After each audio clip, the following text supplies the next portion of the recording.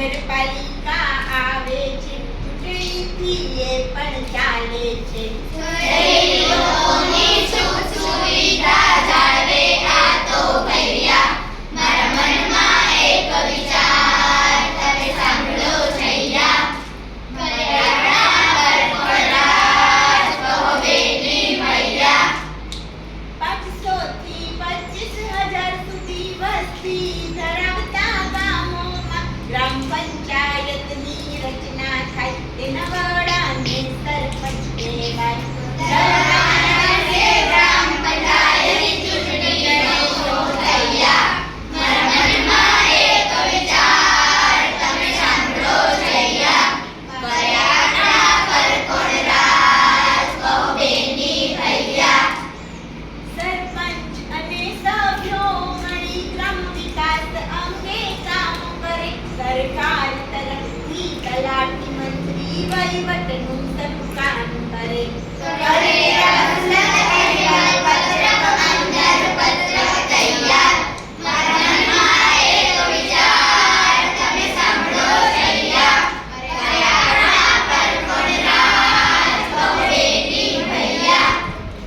ઘર નંબર, પાણી, રોડ, રસ્તા, જમીન, દફતરની જાળવણી, સફાઈ, શિક્ષણ ને આરોગ્ય, ગામમાં લાઇટની વ્યવસ્થા.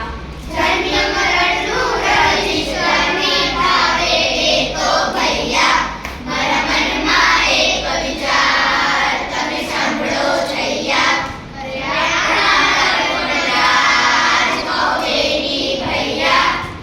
ગ્રામ સભામાં લોકો ભેગા કરે, સરપંચને તેના અધ્યક્ષ કરે. ગામના પ્રશ્નોની ચર્ચા કરે, સૌ ગ્રામજનોને જાગૃત કરે. ગામના પ્રશ્નો ગામનો વહીવટ આવે ભૈયા. મારા મનમાં એક વિચાર, તમે સાંભળો છૈયા. તાલુકાની વસ્તીના આધારે તાલુકા પંચાયતના સભ્યો હોય, જેમાં 50% મહિલાઓ હોય. જુદી જુદી સમિતિની રચના હોય. ચૂંટાયેલા સભ્યો બહુમતીથી પ્રમુખ થયા. મારા મનમાં એક વિચાર, તમે સાંભળો છૈયા. પર્યાવરણ પર કોણ રાજ, કહો બેની ભૈયા. તાલુકા વહીવટીવાળાને તાલુકા વિકાસ અધિકારી કહેવાય. રાજ્ય સરકાર તેની નિમણૂક કરે, કર્મચારીઓ પર દેખરેખ રાખે.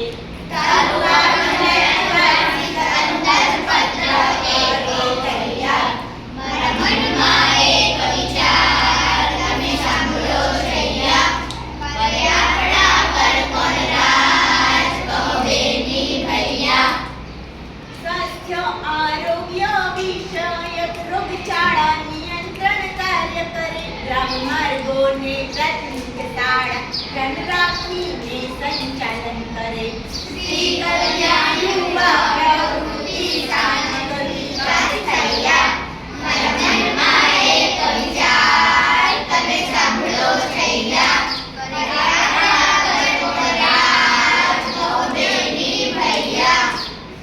જિલ્લાની વસ્તીના આધારે જિલ્લાની બેઠક નક્કી થાય. 50% મહિલાઓ હોય ને 5 વર્ષની મુદત હોય.